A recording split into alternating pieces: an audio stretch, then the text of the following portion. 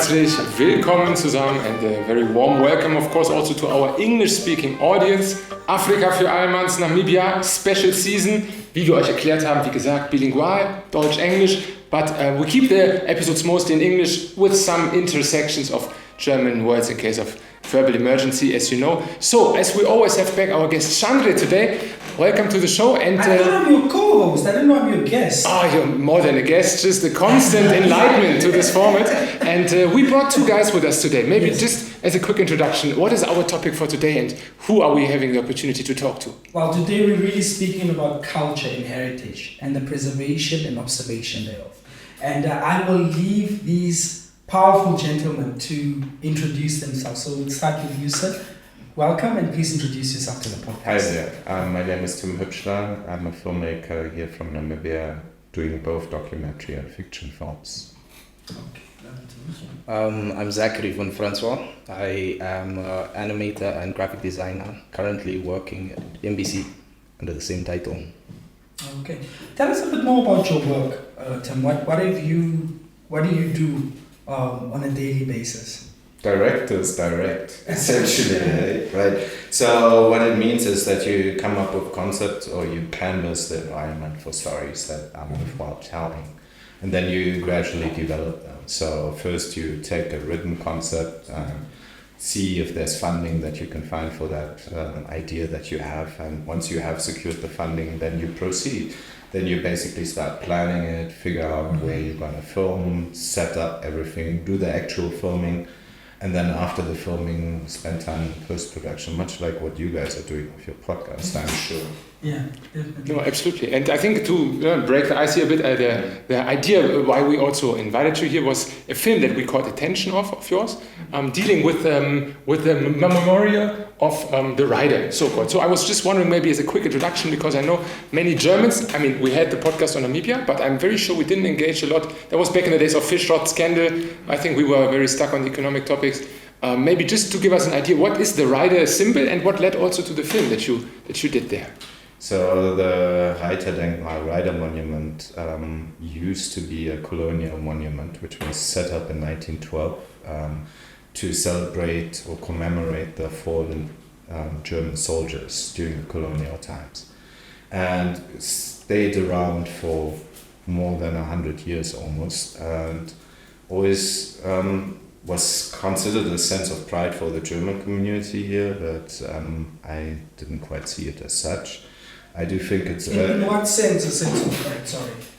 Well, it's something they could... What was the actually rally behind? This Kriegerdenkmal, right? So you go there, you commemorate all our heroes.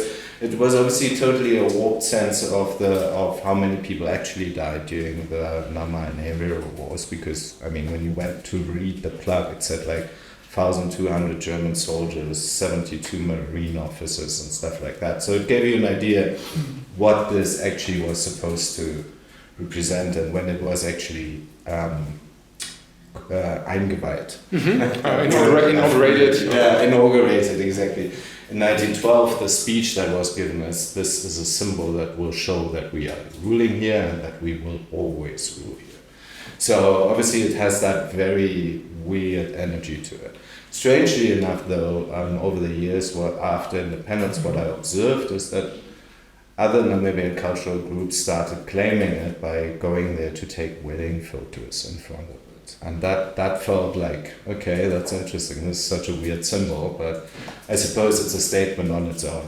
Why I made Rider Without a Horse is because this was 18 years after Namibia became independent, and there still was this colonial monument, still standing high and proud and sort of sending very weird signals to where we are as a nation, right? So I felt I needed to contextualize this monument in a way. We have to maybe embrace it, but also get rid of it, or at least change the way it is presenting German colonialism in the city center. And the best way to somehow make a strong statement is by doing a satire. You know, if you can instill some humor, even though it's a very harsh topic, it will at least cause something. And I don't want to ascribe the the success or the ultimate success of getting that monument moved to my movie, but it happened more or less at the same time. So half a year after my movie was released, finally the rider was removed from the palace. Do you remember the process of that? It was a very spontaneous moment for President Mahamba during his speech that he made quite close by this. There's a video still online from it. When was it removed? 2009. 2009. Okay, right 1 year then after. Okay. Yeah. That's why in the end credits I have documentary footage of that stuff, because I'm like, okay, right, I made the movie, now let me include that element, because yeah, I mean, it had been a debate in Parliament for a while, but nothing actually was actioned. And then finally, boom, 2009, he was removed. Pedestal was removed, and the Independence Memorial Museum was.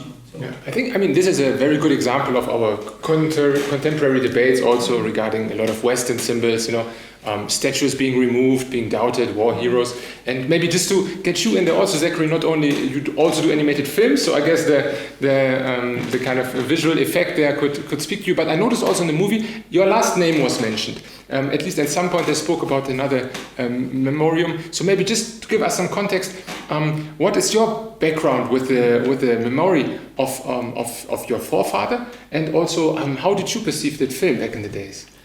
Okay, so like something like when you were speaking about the rider being removed is like my dad used to say the guy on the horse, he was shot because the horse like its ears are in one direction, so something popped up there and the guy didn't notice because he's walking or checking the side.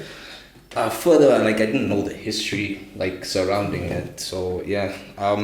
For Zachary von Francois, like how we were told or brought up is that he came here, he was a cartographer, he was here to map out and give places like names and like lay out the land per se for the people, and that he did it really well. Like it was 50 meters like difference between what he did and what is on satellite now, so which is really good. Yeah. So I was like, oh, okay, cool, that. And then came the whole history that I actually had to start learning the history while living among the people, because you get like a certain idea from your family, and then the other idea you get like from public perception. So something like we always discuss like when we bring this up is that during schooling times and so on, like you would find people calling you Vontrota. Vontrota, that's very known to Germans. So you experienced that in your school years? Yes. That people would mock you, calling you Vontrota? It's more like oh, Vontrota, and then I'm like, okay, like do you know who the guy is actually and what? Just because like my name also sounds like similar and so on. So Francois. Okay. Yeah, so it was interesting growing up specifically with that, and then as I grew into the artistic realm, I started learning like how people perceived like the statue and so on. Mostly like us young people in the family, like we don't care about the statue because there was always a separation between his white family and the black family, because like there's never been a history where it was documented per se that we were also here.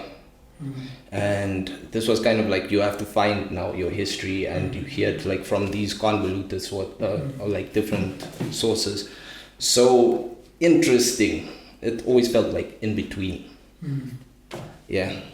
I want to know from you, drawing in from that, was there not messaging in deciding that Kurt is the person getting off of the horse?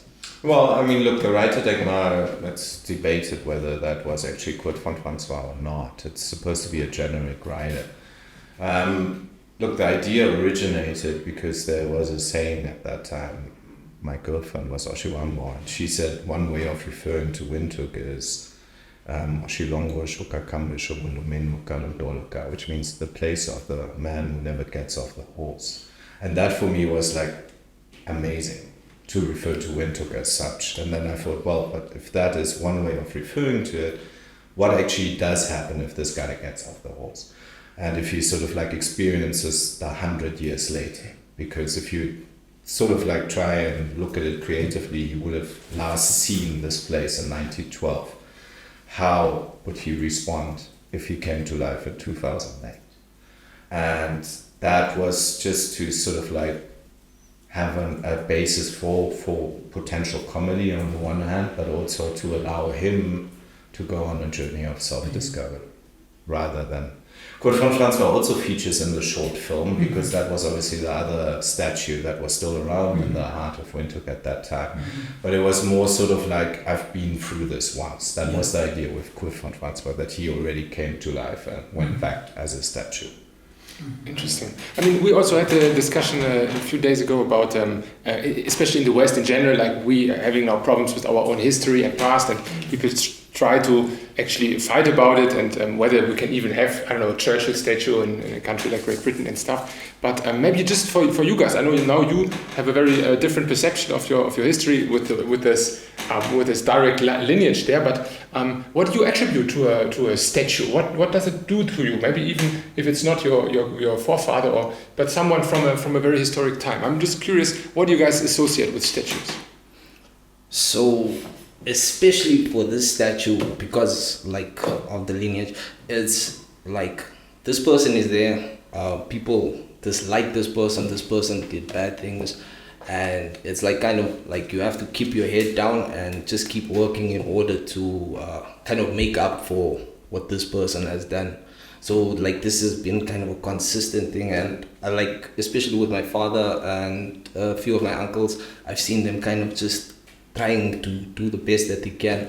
And honestly, I would like to learn way more about this because it happened back then. I have a family like in Europe, and like we've been in contact trying to find out exactly what was the situation from the other side also, because now I just have this narrative from this side. And so for about the statue, like for me, what it symbolizes, like statues, it's usually just part of history.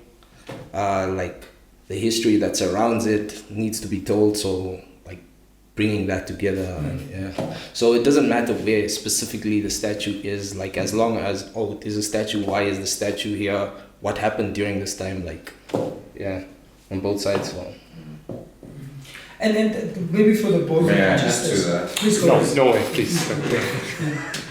No, I just think generally I think statues are hugely problematic because they are usually just serve in a time where they are supposed to show like we did this great thing. So you have that example with all the statues, like here the colonial statues, you have it with Lenin and Berlin, wherever, you know, they belong into a certain era, and they just supposed to show we are superior. And that in itself is a problem for me. And even with some of the monuments that we are building in independent Namibia, I don't really think they are appropriate. You know, if you want to commemorate a nation, then do it through their art or their cultural sort of effects, and rather build a monument out of that, rather than of actual people. Because if there's anything that we've known over history is that the perception that we have of people changes as more information comes about. Interesting. I really want to know from your perspective, as a German Namibian, with everything that the two countries are faced with, that the communities are faced with, you know, in their own respective spaces, how do we work on the disconnect? Because I listen to you both, and you're obviously very conscious of the social strata of this country in terms of the relations between these groups, cognizant with the history. But how do we bridge the gap that Germans who are of German descent and who live in Germany have in terms of contextually understanding the history and contextually understanding the society that we have to live in a post-independent, post-colonial Namibia? Good luck. Sorry, in a nutshell, dude, I've tried for years. I mean, the kind of responses I get is like, it's interesting, but it doesn't really relate to us, you know, and that I personally find tricky. But the reality is, a lot of Namibian natural resources enable Germany, You know, I mean, if you think of it, between 1908 and 1914, a ton of diamonds left this country headed for Germany. We're talking a ton, you know, I mean, that's 4.5 million carats. That's, and can you imagine, I mean, that's wealth that just left this country and got absorbed there. So obviously there is a very strong history, and how to actually tackle it and create a greater awareness in Germany about this country, I can't tell you how to do that. I suppose you have to keep on gnawing at it and just keep on doing it, and eventually there will be a generation that will have a vested interest. But isn't a statue even a place of memorial? I mean, okay, I get the point that it remembers most people of the direct negative impact that that person, whatever it's represented, had, but it at least memorizes people, right? Because we all have our personal memory inside, and if we don't get triggered in our everyday life, I mean, I could have imagined maybe there being a placard with some context and maybe, let's say, like a parental advisor kind of a disclaimer with it. Wouldn't that get the same effect done now? Because now there's just basically nothing, and who knows if everybody still remembers things from all that time back there, right? I'm totally with you. Yeah, contextualization would be awesome, of course, but why didn't it happen for 18 years with the example of the Rider Monument? So that means there is no will to actually... There were 2-3 artistic endeavors around that time. So one was where somebody put up 80 crosses around the Rider Monument and wrote Namibian names on it. And that was obviously also quite a strong imagery. Another one was somebody spray painted slave on the horse and had some red paint on the feet of the rider, you know. So obviously there was nice thinking about it. But then what happened is the stuff got cleaned up and the monument was back to normal.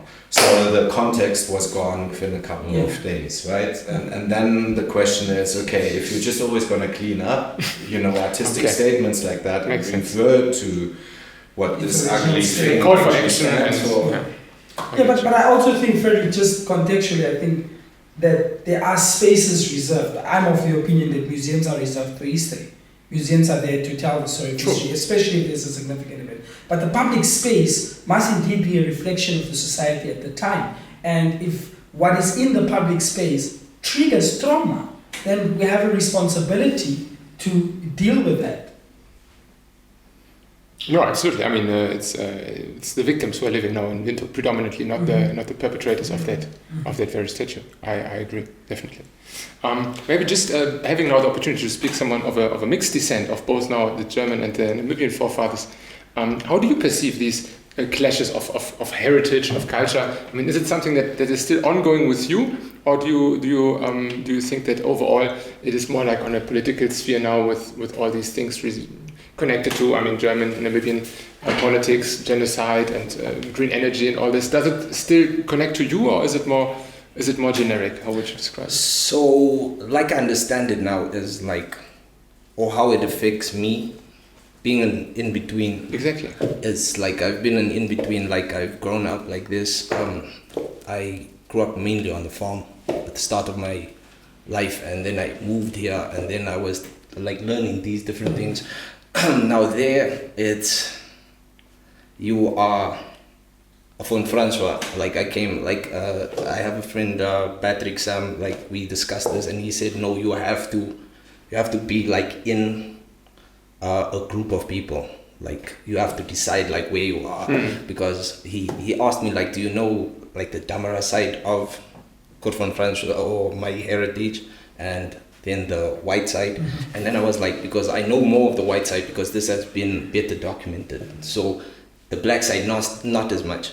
But coming here from like, you know, like, okay, you do these things, you do them right, you read a lot, you come and then you're put in a group of people and they are called coloreds, and you have to go to white school and learn Afrikaans and then with all this you still have to find out, oh no, you're on this side, like, or are you on this side, or who you, and then you get to a point where you want Trota, and then you're like, bro, do you know who the person is? And as you grow up, it's just like I started becoming like quieter, like listening more, asking questions, and then usually what happens is if you just quiet down a bit, people like they rattle off like their ideas, and then you just throw in hints of like so you can understand where the perception is. And what I realized is like what I should do now, I actually took like a deeper dive into my own artwork and stuff, is actually try and speak with that rather than like fight people trying to remove a statue that I don't know that much about. Like there's a story in my family where there's a picture of my great-great-grandmother on like the kid that Zachary von Francois had here. He married someone, he had a kid here, and then his rank was stripped and he was sent back because he wasn't hard enough on the people. And this was like, I understand, after Warrenkrans. And when he went back, like he had a family there, divorced, but one of his daughters like came here like during I think the South African reign, and they couldn't meet, they weren't allowed to meet. And a story despite the family connection, I mean, yes. And according to what my uncles and stuff say, it's like apartheid. And she asked like, you have a daughter or family back there, did you leave something behind, like something to inherit? And then he said no, they're fine, because he left, like he had no land and stuff, because if you lay out the land you must cut like a piece for yourself. So yeah, so like it's just so them not being allowed to meet, and now like us not having any connection with any heritage because of the, I think like two, three regime changes. Yes. It's like, oh, like where are you now? And then it's this convoluted history where you don't know. And people from like my European family say like this, and these people say this, and so I am really trying to piece it all together, and then I can come like, because without anything, like what am I gonna say? Yeah. So when the statue was removed, I can remember I had a friend, and he asked me like, yo, like how do you feel about this? And I said, no, I feel a certain way. And then he said, oh, okay, cool. What are you gonna do? And then I said like, I can't actually do anything. And then he said like, yeah, that's kind of the right choice, because people are angry, they have emotions, and me coming trying to stop them from doing something that I don't understand, that would be like weird. So like the removal of the statue, like I totally agree with it. I still feel there needs to be history around it, because now there's an issue that from that side they say the guy was involved in like how would I say, he was it was part of like he wasn't hard enough on the people here. He was still trying to negotiate, and then they kind of bypassed an order that Warrenkrans happened, and because if he had committed, then I think he would be hard enough to keep committing such atrocities. But then he was sent back, and like I saw two photos. This is just from like my point of view. It's like two photos when he came here, like, oh no, I'm gonna come lay the land and do the job, and then in the second photo when he was back that side, it's like a sad photo now. Like that kind of like I understood that those two pictures, because like us, we are very softer people, we're soft spoken and stuff, and if you talk too loudly with us, it looks like physically like we want to cry, or yeah. So it was just interesting to see that. So what you're saying is you're juggling with both these perspectives of history that you get from these two sides. And I'm just understanding like how they fit together, because that's always how a story works. It's like from multiple sides, so you can't just say, oh no, you are correct, and then multiple narratives. Yeah. Okay. Yeah. Well, I mean, that's something for sure that's very unique to me. So for that, I'm already very thankful on that. But I mean, I'm sure on the other side there will be many other descendants of the settlers or whatever that came here to Namibia. And maybe we can dive into a bit more of the German group that still lives here today in Namibia and their descent. But before we do that, I would say let's take a quick pause and see you guys soon. Mit uns bist du on air. Pool Podcast Agency. Deine Stimme in der Welt.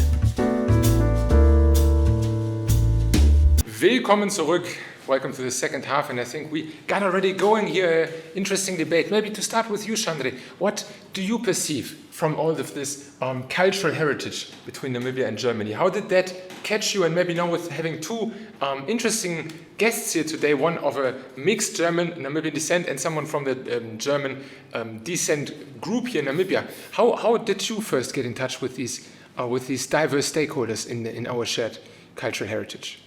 Well, I think I've definitely been exposed as a young Namibian coming to Windhoek to the statue. I love the way that the president made the announcement, because it was very abrupt. It was during a speech at another event, and he was very clear on what the statue represented and why it was important for us to replace that statue with what we replaced it with.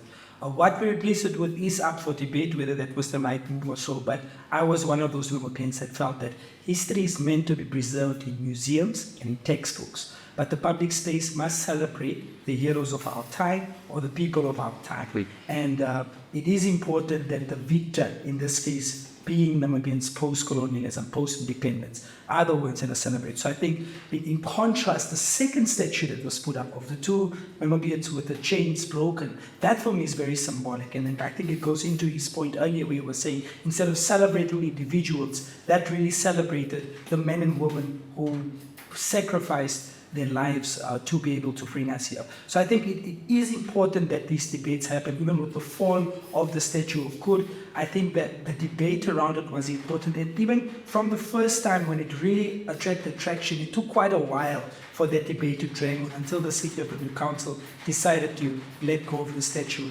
I am of the opinion, of course, that it should then also be replaced with something that can celebrate the heroes and heroines of our time.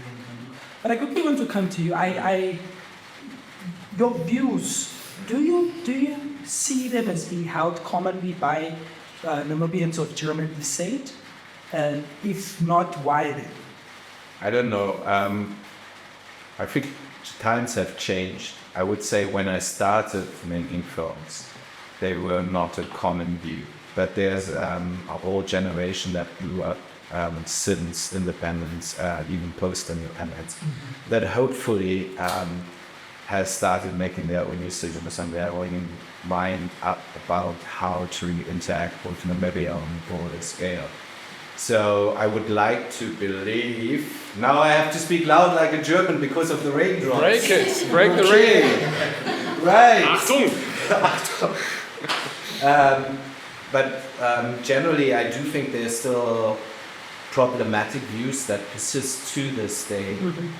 But I am very hopeful for the future, and I do hope that there is a whole generation growing up that would like to integrate far greater into Namibia. Because speaking of integration, there's always this unevenness, where people feel, a lot of Namibians, a lot of black native Namibians feel that the German Namibian community lives in sort of isolation. I mean, the spaces, the public spaces that they go to, you would find they are there, the majority, and there's not a lot of cross interaction between the rest of the country and this one specific community. Do you think that, I mean, more than 30 years after independence, and now that we have also adapted a policy of reconciliation, I mean, they've to a large extent been allowed to keep their land, to keep their businesses, regardless of where it comes from. Do you think that we can make some amends to that, to integrate them better into the Namibian society at large? I think it has to come out of the people on their own, right?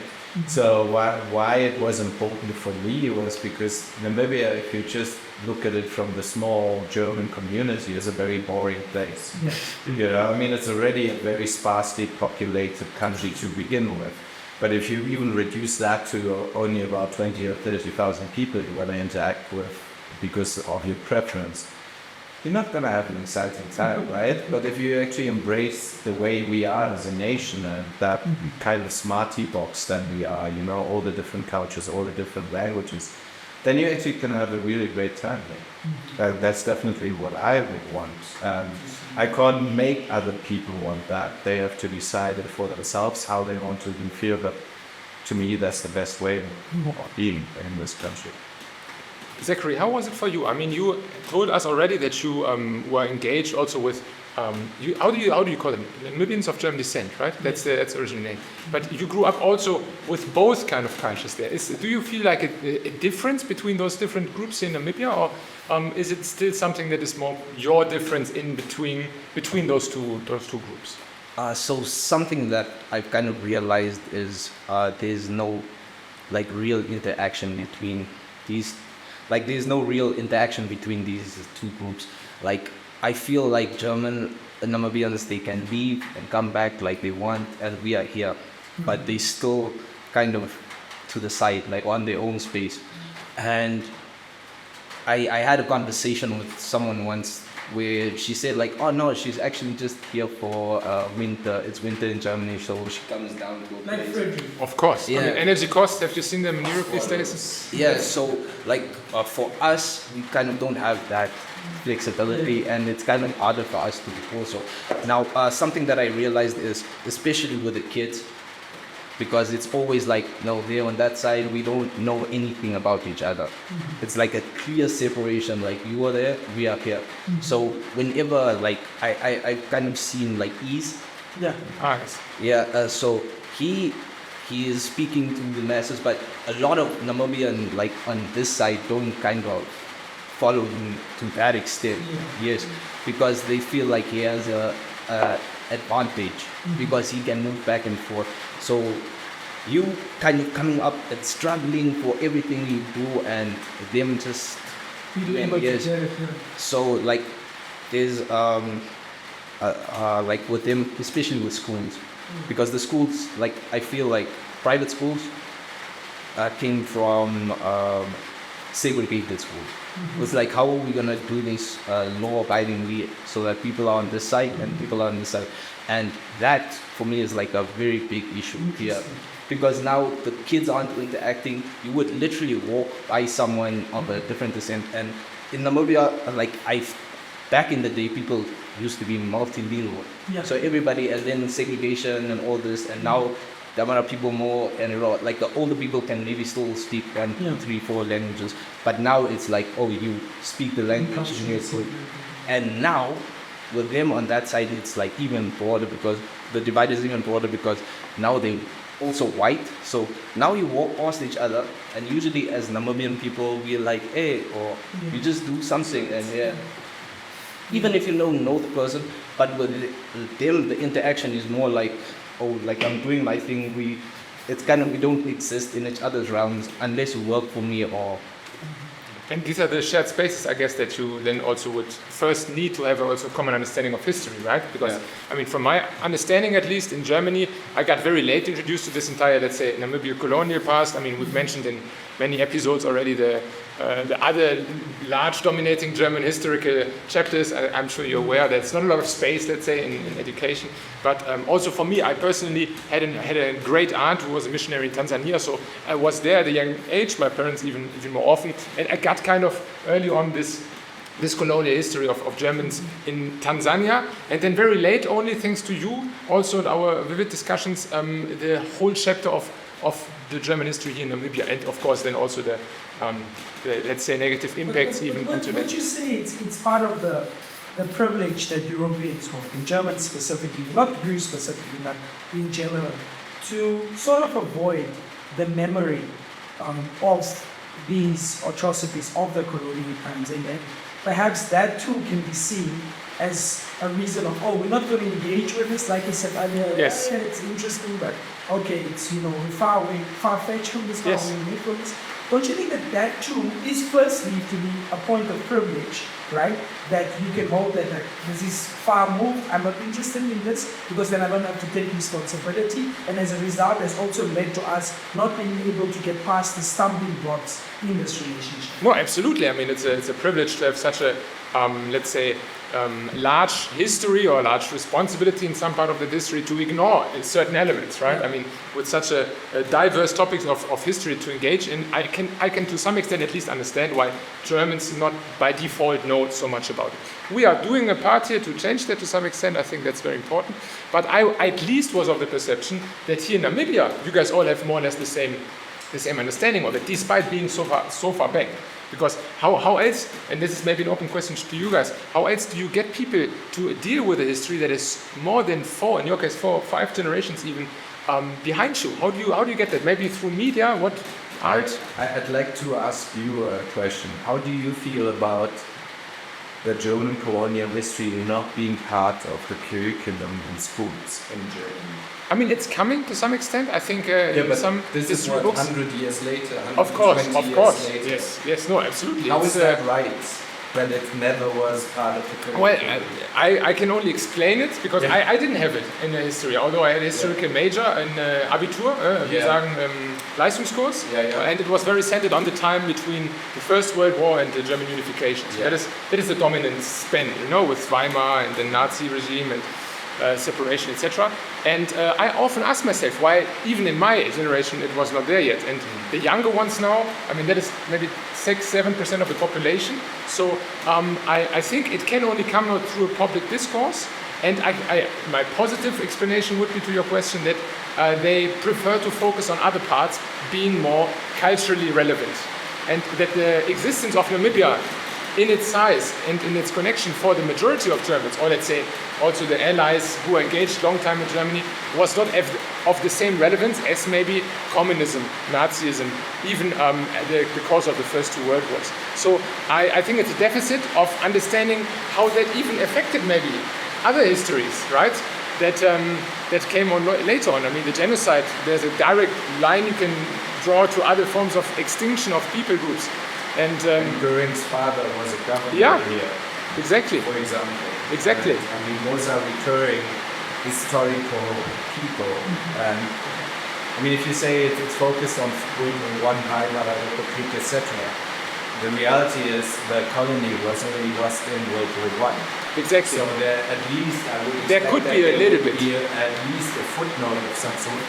As I understand it, that was never the case. Isn't it a point of convenience then, right? That, well, we don't have to, it's not really culturally relevant, therefore we don't have to close this chapter really. It's all far-fetched. Even in the conversations we've been having, you've constantly mentioned that there has been engagement from the German state, for politicians and policymakers at least, in terms of trying to get to this point of negotiations. But isn't it alarming to you, as someone that knows so much now about Namibia, that such a small number of your fellow countrymen and women actually can have interest in this, and not to compare tit for tat or this with that, but have this hypersensitivity about what happened during the Nazi regime, for instance. Yes. Isn't it in some form hypocritical? I wouldn't say hypocritical because as a German, especially as a young German growing up without any direct detached connection to that, it's not a positive thing to deal with these topics, right? So you already, I mean, you might know, but you cannot imagine already the, let's say, transferred guilt that you have to White fragility, basically. No, this is German fragility. Okay. So this is, I think, very specific related to for the Shoah and for basically the entire post-Second World War system, which is all by many extents our fault. And if you see how the narrative of Hitler still dominates the war in the Middle East, like now Gaddafi is the new Hitler, I mean, it's still always swinging in there. And so I think in order to get it into the heads of them, you need to bring it with some ease. And that's why I really appreciated also your video that you found a little humoristic twist to actually make someone notice and not just follow the same historical pattern. Yes, we are guilty. Yes, also that. Come on, put it here. Got you. And next chapter, please go on. So I think in order to get there, we have to make some sort of new twist to it. Yeah. And I mean, this is a very interesting panel now already with such a diverse group. But that to answer your question. Gentlemen, last notes from your side? So something that I kind of see is that people so that people usually from Germany kind of try to out here. No.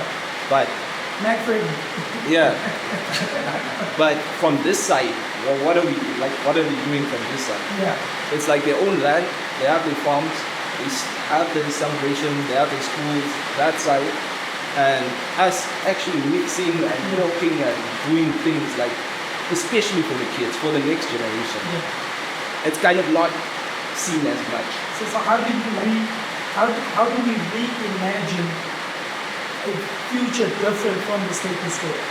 Take into context all of these challenges you've identified. Like I've kind of thought of this. It's a kind of a radical idea. Like the integration of the schools. Yeah. It would require sacrifice. At the end of the day, like with segregation in America, with the integrated schools, the school lottery system there was a lot more mixing of people's understanding, and they had to. And then there was funding also released from different places, because you wouldn't necessarily run to a child who ever like low grade school. So you would also want to give them the opportunity also to, and now you're kind of stifling that by separating, because it's separate. Like it's such a clear separation. Like you can go to a black school here and you will not find a single white person. And that is really weird for such a multi. So it's segregated still. Yeah. I don't know, I'd love to believe in a very positive future. I think all of us have the responsibility to do our bit with it. And I think your initiative here to start a podcast like that is by spreading the word, which is what you're trying to hope to achieve with the German people. But I suppose we have to ask ourselves, if we look in the bigger picture, what is it that we want? Do we want Germany and Namibia to be friends? What do we actually want? Do we want acknowledgement of hero? Do we want to step up to the plate from our own side as Namibians? What is it that we envision? I don't have the answer to that, but I do hope that creating awareness about the shared history that we do have is a first step into a direction where it becomes clear what needs to happen for us to have a better, brighter future, essentially. Do you think the German and Namibian community is ready to make the necessary sacrifices, both physically, metaphorically, however you want to see it, Financially. help us heal these wounds, especially I can't speak for an entire community. It's a bunch of individuals, right? So I think from my side, what I would say is there's maybe more of a will right now to, because you can't take German Namibians to Germany and say yes and move on. Yeah. They are too ingrained in this country. And their relationship to this country is based on this land, right? So I think, again, it is about how we, as Namibians, on a broader scale, sort of want to move our country into the future. And yes, German Namibians will have to come to the table and do their bit, but so too will have everybody who considers themselves Namibian. Because, we have a lot of problems that nowadays, presently, that no longer can be ascribed to the colonial history. There are new evils that have come about since independence. You spoke to one of the producers here earlier on. He mentioned the fish rot scandals and all those things. They can't necessarily be ascribed to this is what colonialism did. No. What we need to find out is how do we want to see our country in the future and do what we as individuals can. And hopefully we'll come together as a community through that. But we can't force communities to do things. And maybe to hope also that these different sectors in which all of our both countries interact, I mean, we didn't speak about tourism, for example, or now even the energy sector. I think there's a lot of opportunity that if we keep engaging in these topics, that there can be a relationship fostering again that can maybe go head in head with the healing process to some extent. Frederick, final question from me to you. What do you think is your responsibility as a young German who now has had the privilege of having access to all of these guests, being able to speak to them, understand more contextually the complications and the opportunities really of this relationship beyond this podcast? Well, I mean, first I have to quote our fellow colleague panel. I cannot speak on behalf of a very diverse community, but of course, me personally, I take from it that the connections go way deeper than I expected. I did some readings, and I think especially what we have seen today, art and media, they do a big impact, and they also moved me. I mean, we watched the trailer together the other day of the Platz an der Sonne, the movie that comes out now, and where you actually see what that did to the people themselves, people dividing physically also, it's not only a text. And I will take that as an impact to further these discussions and also to engage with other Gerbits. Once this is over, and I hope the distribution already can play a part into at least create some, let's say, empathic curiosity. And what do you see for our collective future? Is that hand in hand ahead towards the sun. nice?